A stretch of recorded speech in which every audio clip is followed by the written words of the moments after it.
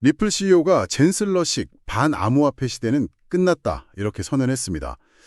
근데 거의 동시에 10억 달러짜리 엄청 큰 인수 소식이 나왔어요. 바로 GT레저리 인수. 이 두 가지 사건 뭔가 좀 연결고리가 있어 보이지 않으세요?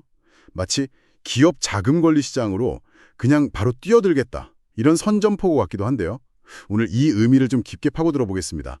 리플의 다음 수는 뭘까요? 네, 시점도 그렇고 내용도 그렇고 상당히 흥미로운 발표들이었죠. 이게 단순하게 뭐 사업 확장이다 이걸 넘어서요.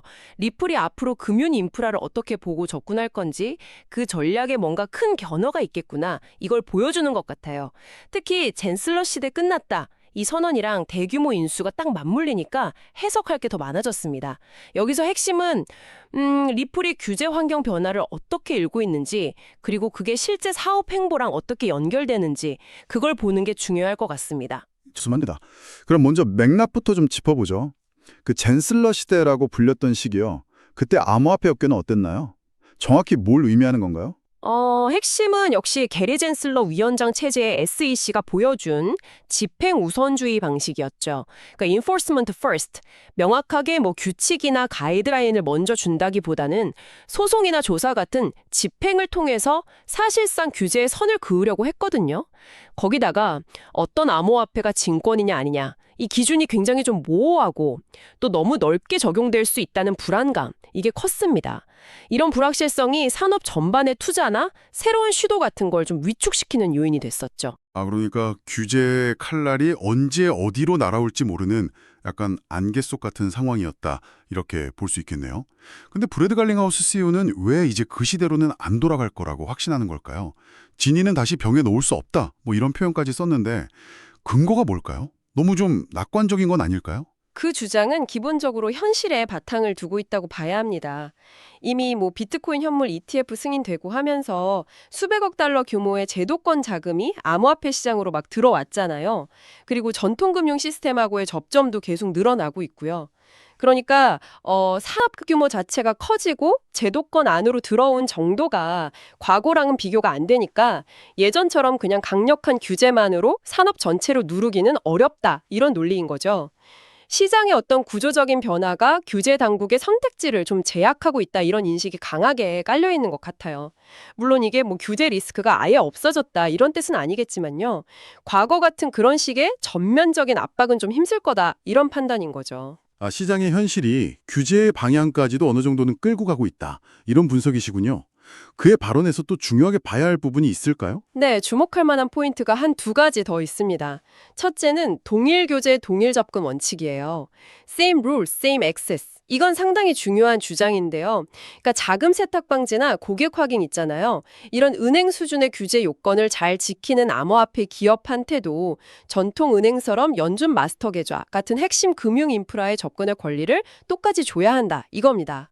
그 연준 마스터 계좌요? 그게 은행들이 중앙은행 그러니까 연준에 직접 지급 준비금 맡기고 실시간 결제 시스템 같은 핵심 금융망 쓰는 통로잖아요. 여기에 접근 못하면 사실상 금융 시스템 중심부 바깥에 있는 거군요. 이걸 열어달라. 바로 그겁니다. 규제는 똑같이 받으면서 왜 핵심 인프라 접근은 막느냐? 이건 불공평하다는 문제 제기죠. 그리고 두 번째 포인트는 리플이 SEC랑 소송하면서 쓴 돈이 약 1억 5천만 달러, 우리 번으로 거의 2천억 원 가까이 되거든요. 이 비용을 썼다는 걸 공개적으로 딱 언급한 부분이에요. 이 경험을 규제의 명확성을 얻기 위한 고통스러운 과정이었다. 이렇게 표현하면서 예측 가능한 규제 환경이 산업 발전에 얼마나 중요한지를 강조한 거죠. 단순히 리플 얘기가 아니라 업계 전체의 규제 환경 개선 필요성을 말한 셈입니다. 이야, 소송 비용까지 공개하면서 규제 명확성이 중요하다. 이렇게 설파했군요. 자, 근데 여기서 정말 판을 흔드는 움직임이 나옵니다. 바로 10억 달러. 우리 돈으로 1조 3천억 원이 넘는 거금을 들인 G트리저리 인수 결정인데요. G트리저리, 이거 정확히 어떤 회사인가요? 리플은 왜 하필 이 시점에 이렇게 큰 돈을 써서 이 회사를 사려고 했을까요? G트리저리는 글로벌 기업들한테요. 채무 관리에 약간 두뇌 같은 역할을 하는 소프트웨어. 그걸 이제 TMS라고 부르거든요. Treasury Management System, 이걸 제공하는 아주 선도적인 기업 중 하나입니다. 예를 들면 다국적 기업이 전 세계에 흩어져 있는 현금을 실시간으로 딱 파악하고 남는 돈은 어떻게 굴릴지, 또 국가 간 거래할 때 환율 변동 위험, 그 FX 리스크 있잖아요.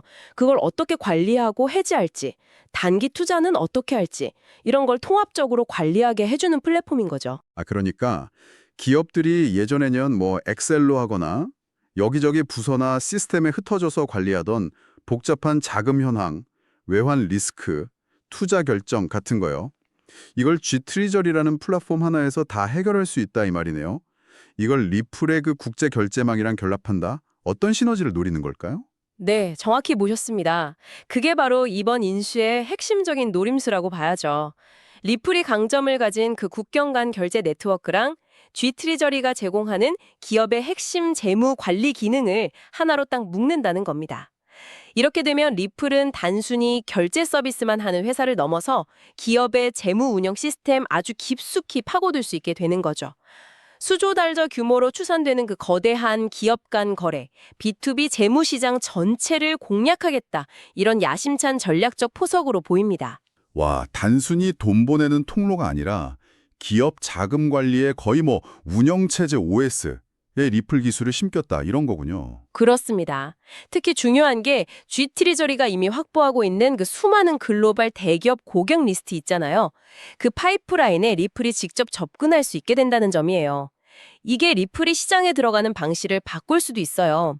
처음부터 결제 서비스 팔게요 이게 아니라 기업의 재무관리 시스템부터 장악하는 거죠. 약간 재무관리 우선, 트레저리 퍼스트 접근법 이걸 쓰려는 의도로 보입니다. 일단 기업의 핵심 재무 시스템에 딱 자리를 잡으면 그 위에 리플 결제 솔루션이나 다른 서비스들을 얹기가 훨씬 쉬워질 수 있겠죠. 아까 그 동일 규제 동일 접근 원칙이랑 연준 마스터 계좌 접근 문제를 말씀하셨는데 이 부분이 왜 계속 중요한 쟁점으로 떠오르는 건가요? 리플의 이번 인수랑도 좀 관련이 있을까요? 네, 관련이 깊다고 봅니다. 전통 금융권에서는 암호화폐 기업들한테 은행 수준의 엄격한 규제를 요구하면서 정작 은행 시스템의 혈맥 같은 연준 마스터 계좌 접근은 좀 꺼리는 이중적인 태도를 보인다는 비판이 있거든요. 갈링하우스 CEO가 이걸 위선, 하이파크시라고까지 표현했죠. 그러니까 규제 부담은 똑같이 지우는데 권리는 동등하게 안 준다는 겁니다. 여기서 근본적인 질문은 바로 규제적 등가성 문제예요. 쉽게 말해서 하는 일이나 지키는 규제가 은행이랑 거의 같다면 은행하고 같은 대우, 즉 핵심 금융 인프라 접근권을 줘야 하는 거 아니냐, 이 문제죠. 리플이 G트레저리 인수를 통해서 기업 금융 영역으로 더 깊이 들어가려고 할수록 이 금융 인프라 접근 문제는 더 중요해질 수밖에 없습니다. 어떻게 보면 은행하고 직접 경쟁하는 구도가 만들어질 수도 있으니까요. 그렇군요. 규제는 따라오려면서 정작 운동장 문은 제대로 안 열어준다. 이런 비판이네요. 자, 그럼 G트레저리 인수 이후에 리플이 그려볼 수 있는 미래 청사지에는 어떤 시나리오들이 있을까요? 크게 한 세 가지 방향으로 나눠볼 수 있을 것 같아요. 첫 번째 시나리오는 기업 결제랑 재무 관리의 수직적 통합입니다. 리플의 결제망 위에다가 G트레저리의 현금 관리, 단기 투자 최적화, 환 리스크 관리 솔루션 이런 걸 결합하는 거죠. 여기에 리플이 준비 중인 스테이블 코인 같은 걸 활용해서 새로운 자금 운용 방법까지 더해질 수도 있고요. 이렇게 되면 기업 고객 한 명한테서 얻는 전체 가치, LTV라고 하죠. 이걸 극대화하는 아주 강력한 통합 플랫폼이 될 수 있습니다. 두 번째는 조건부 XRP 활용 확대 시나리오인데요. 이건 좀 여러 가정이 필요해요. 특히 규제 환경 변화가 좀 전제되어야 하는데 만약에 XRP를 둘러싼 법적인 문제나 회계적인 불확실성이 상당 부분 좀 해소된다면요. 리플 G트레저리 통합 시스템 안에서 국경 간 결제 비용을 줄이거나 외환 거래 효율성을 높이거나 기업 내부의 실시간 유동성 관리 같은 데에 XRP를 일종의 내부 윤활유나 부품처럼 쓸 가능성도 생각해 볼 수 있습니다. 물론 이건 규제 당국 스탠스에 따라서 굉장히 유동적인 시나리오죠. 세 번째는 스테이블 코인이나 토큰화 자산의 허브 역할을 하는 시나리오입니다. 여기서 토큰화 자산이라는 건 예금, 채권, 부동산, 미술품 같은 실물 자산이나 금융 자산의 소유권을 블록체인 기반의 디지털 토큰으로 만든 걸 의미하는데요.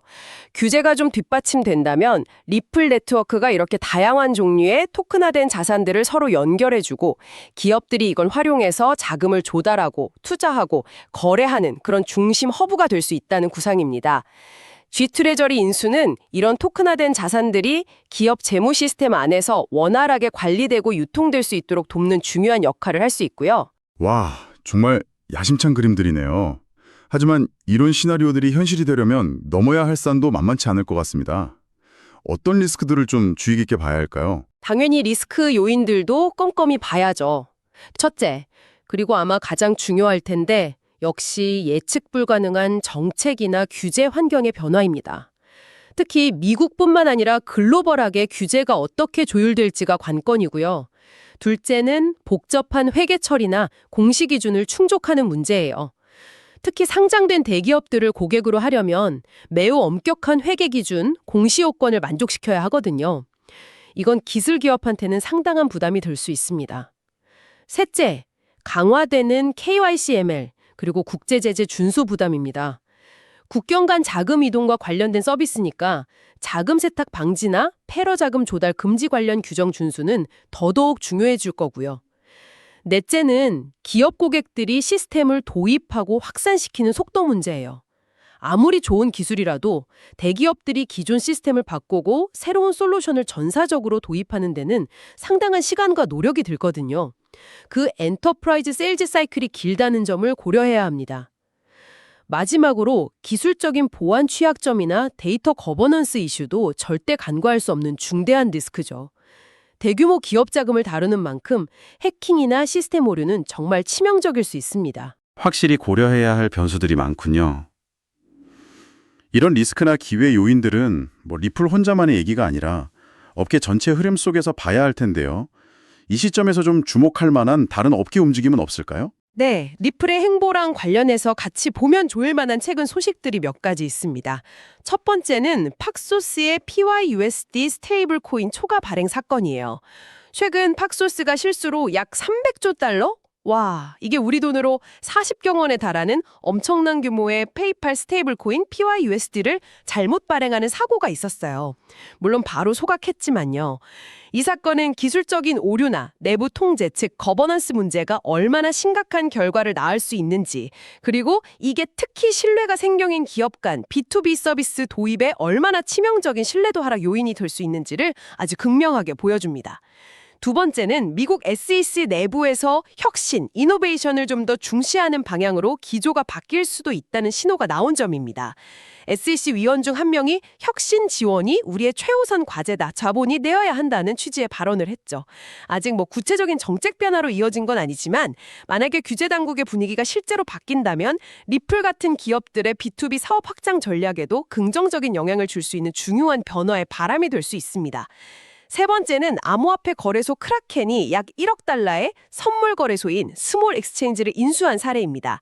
이건 단순히 암호화폐 현물 거래 기능만 넘어서 파생 상품 거래랑 청산, 리스크 관리 기능까지 수직적으로 통합하려는 움직임이거든요. 즉, 제도권 금융기관 수준의 완전한 금융 인프라 스택을 구축하려는 업계의 더 큰 그림을 보여주는 예시라고 해석할 수 있습니다. 리플의 G트레저리 인수와도 약간 맥락을 같이 하는 움직임이죠. 정리해보면 리플의 최근 행보는 단순히 결제망만 제공하는 걸 넘어서요.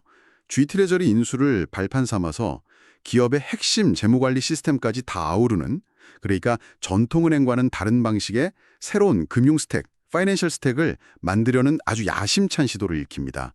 어쩌면 은행 아닌 은행을 꿈꾸는 것일 수도 있겠네요. 네, 그렇게 볼 수 있습니다.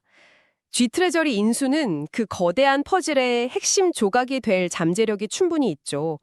다만 이 원대한 비전이 현실화되려면 아까 짚어봤던 여러 리스크들, 특히 정책적 불확실성 해소와 복잡한 기업 환경에 대한 깊은 이해, 그리고 기술적 완성도와 운영 안정성 확보가 필수적입니다. 결국 아이디어를 현실로 만들고 스케일을 키우는 건 이런 실행력이나 엔지니어링 능력에 달려있다고 봐야겠죠. 오늘 저희가 살펴본 리플의 전략 변화, GT레저리 인수의 숨은 의미, 그리고 여러 미래 시나리오와 리스크 요인들, 이 모든 걸 고려했을 때 여러분께서는 리플의 다음 행보에 가장 결정적인 영향을 미칠 변수가 과연 무엇이라고 생각하시나요? 규제 환경의 변화일까요? 아니면 기술적인 돌파구 마련, 혹은 대형 기업 고객 확보 능력일까요? 이것이 오늘 저희가 여러분께 던지는 질문입니다. 오늘 논의된 내용은 현재까지 공개된 정보를 바탕으로 분석한 내용이며 특정 암호화폐나 금융상품에 대한 투자 자문이나 매수매도 추천이 아님을 명확히 밝힙니다. 모든 투자 결정은 본인의 신중한 판단과 책임하에 이루어져야